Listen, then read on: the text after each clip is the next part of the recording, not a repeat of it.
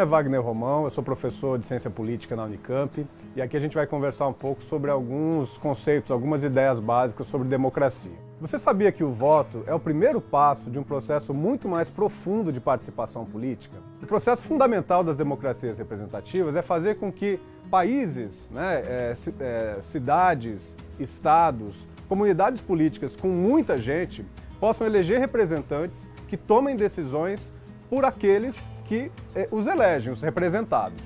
No Brasil, por exemplo, nós somos atualmente mais de 147 milhões de eleitores, ou seja, é muita gente para tomar decisão ao mesmo tempo. Infelizmente, isso é impossível. Por isso, nós elegemos representantes para o Legislativo e para o Executivo que vão tomar decisões por nós. Esse é o fundamento da democracia representativa, no caso, no Brasil. Então, pessoal, a coisa funciona mais ou menos assim. Ponto 1, com base num programa, nós elegemos representantes para atuar por nós. Ponto 2, nos próximos 4 anos, esses representantes atuam no Legislativo e no Executivo por nós. Ponto 3, nós ficamos esperando no sofá da casa 4 anos para até uma outra oportunidade de eleger esses representantes. Tem alguma coisa errada aí, não tem? Você realmente acha que depois de elegermos os nossos representantes, nós devemos ficar quietinhos em casa, sem fazer nada, esperando que eles façam por nós aquilo que nós esperamos que eles façam? Você realmente acha que o voto é a única forma de participação política? É claro que a representação é um elemento importante das nossas democracias, mas cada vez mais tem ficado evidente que não basta que nós elejamos representantes para atuar por nós durante um determinado período de tempo, um mandato de 4 ou 5 anos. Por isso é muito importante que a gente esteja cada vez mais atento sobre outras formas de participar na política para além do nosso voto de 4 em 4 anos. Então, pessoal, para além do voto, há uma série de outros instrumentos de democracia direta que são utilizados em muitos países, talvez na grande maioria dos países do mundo, como formas alternativas de participação política que nós costumamos chamar de democracia direta. No caso do Brasil, a Constituição de 88 introduziu novas formas de democracia direta que não existiam antes no país. O plebiscito, o referendo e os projetos legislativos de iniciativa popular. A coisa funciona mais ou menos assim.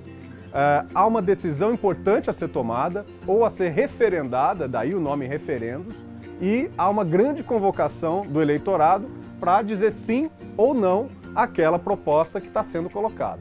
No caso dos projetos de lei de iniciativa popular, é preciso 1% de assinaturas do eleitorado brasileiro, ou seja, em torno de 1,5 milhão de assinaturas, para que um projeto desse seja encaminhado para a Câmara dos Deputados e dê início a uma tramitação de uma iniciativa, portanto, do povo brasileiro para um novo projeto de lei, para uma nova legislação.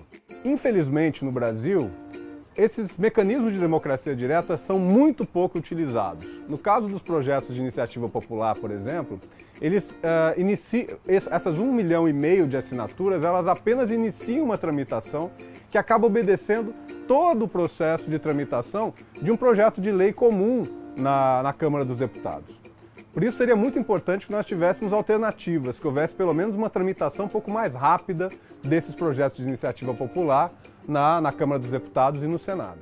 No caso dos referendos e dos plebiscitos, a gente teve apenas, em nível nacional, apenas o plebiscito lá em 1991 sobre parlamentarismo ou presidencialismo, monarquia ou república. Nós não tivemos nenhum outro plebiscito em nível nacional como aquele que ocorreu em 1991. E no caso dos referendos, nós tivemos apenas o referendo que indicava o apoio ao Estatuto do Desarmamento em 2005, quando venceu aquela ideia menos restritiva sobre o controle de armas. Os referendos e plebiscitos, por exemplo, são muito utilizados em países como os Estados Unidos, países europeus e mesmo países latino-americanos, como por exemplo o Uruguai e a Colômbia. Recentemente a Colômbia passou por um processo de referendo do famoso acordo de paz entre o governo colombiano e as Farc. O Uruguai é um outro país que tem uma longa tradição de plebiscitos, de consultas à sua população sobre os mais diversos assuntos, como os assuntos relacionados à previdência, relacionados à educação pública, relacionados à questão da maioridade penal. Muito recentemente, esse tema da maioridade penal foi fruto de um plebiscito no Uruguai, onde venceu a manutenção da idade de 18 anos para a maioridade penal. Além do voto em representantes eleitos, os quais a gente deve acompanhar ao longo de 4 anos, é claro, e além também dos mecanismos de democracia direta, como os referendos, os plebiscitos e os projetos de lei de iniciativa popular, há uma série de outras formas de acompanhamento das ações governamentais específicas sobre cada setor de políticas públicas.